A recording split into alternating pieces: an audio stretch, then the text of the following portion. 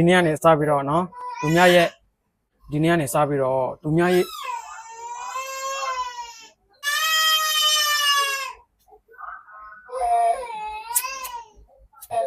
ဗီဒီယိုရိုက်မယ်စင်တယ်လို့ပဲဟောမှာမနာလို့တာ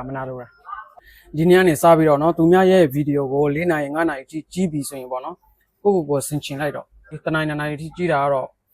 ကိစ္စမရှိပါဘူးဒါမဲ့နော်ဒီ3နာရီ4နာရီအတွင်းမှာနော်ကိုတိုင်လေးပဲပေါ့နော်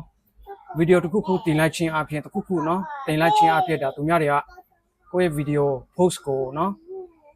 မြင်တဲ့အခါမှာကိုတိုင်က view တွေရတော့မယ်ကွာဆိုတော့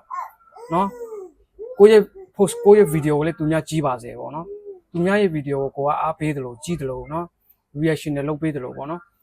အဲ့ဒီ3-4နိုင်5နိုင်အတွင်းမှာလေးပဲကိုယ့်ရဲ့ post ကိုယ့်ရဲ့ဗီဒီယိုလေးပဲပေါ့နော်သူများကနေပြီးတော့ကြည့်ပါစေဆိုတဲ့အသည့်တရားတွေပေါ့နော်ရှိပြီးတော့